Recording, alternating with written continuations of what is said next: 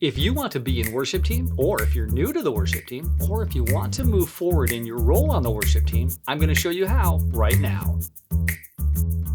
Hi, I'm Nate Martin, and on this channel, we help people get started and get better as part of the worship team at their church. If that's you, welcome in. I'm glad you decided to check us out. Make sure you stick around to the end so you make sure to not miss any of today's tips. Today, we're going to talk about 3 steps you can take to be a better prepared musician as you take the platform for worship on Sunday morning. We all know that life is busy. For many worship leaders in a lot of churches, it's difficult, if not impossible, to have a rehearsal time during the week. Well, that means that the only rehearsal time that many of you have is on Sunday morning, a couple hours before worship begins. And your worship leader has to count on you to be prepared the best that you can so the rehearsal can go as smoothly and efficiently as possible. So here are 3 steps that you can take to be better prepared as a musician or vocalist for Sunday morning. The first thing you can do is to listen. Listen first to the songs that are in your set list. Set up a playlist on your mobile device and listen to your set list over and over again on the way to and from work in the car, during downtime at home, or whenever you have an opportunity to listen to the songs. Take some time to listen to where your instrument doesn't play. Well, that's as important as when your instrument does play, because changes in the dynamics in music are easier to accomplish with the addition of an instrument rather than just trying to make all the instruments get louder. Also, get the music charts from your worship leader as soon as you can, so that you can listen to the song while looking at the charts. And take notes on what you hear your instrument play or not play during the song on the chart. Most of us on worship teams are not studio musicians. Well, that being the case, a good step in becoming a better musician is to emulate the best that you can the musicians that recorded what you're hearing. There are reasons that they recorded it the way they did, and those reasons are what make those songs as powerful as they are. In this case, copying is okay. The next thing to listen to is yourself. Record yourself in rehearsals, be it vocally or on your instrument. Play it back and listen to it, and notice where you're strong or weak in a particular part of the song. You will be your own worst critic, and that's okay. No one else is going to hear these recordings anyway. Go ahead and use what's available to you and hear and correct the mistakes that you make while you're by yourself. It will make you better prepared for Sunday morning. And finally, on the subject of listen to your worship leader.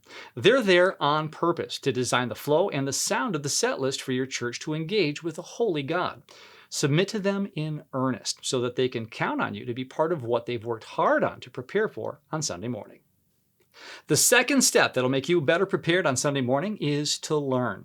Continue learning your instrument. You can find instructors on YouTube, iPhone and Android apps like Musician for guitar players, or you can take the time to get private lessons.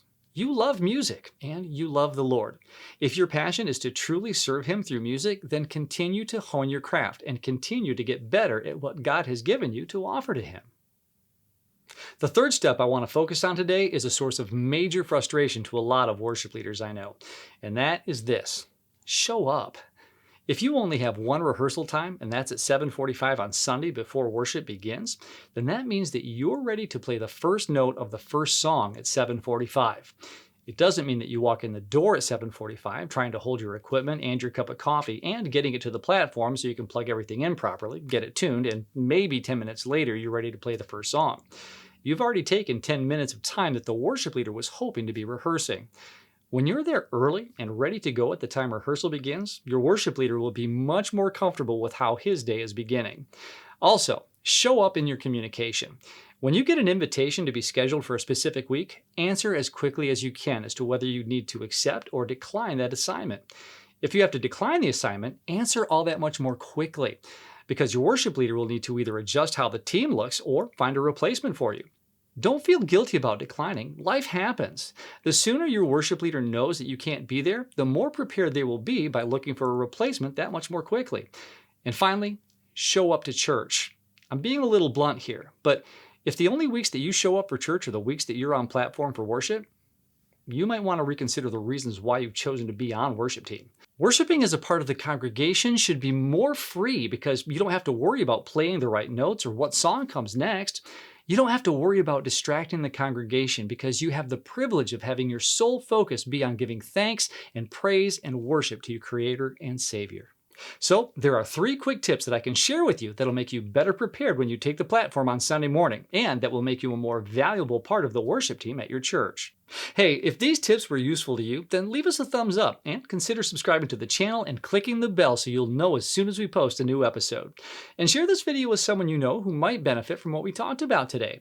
If there's a subject that you'd like to know more about regarding worship, then let me know in the comments section below. I would love to have a conversation with you and build a community of people who want to bring our best to a God who deserves our best. Thanks for joining me, and I'll see you for our next video.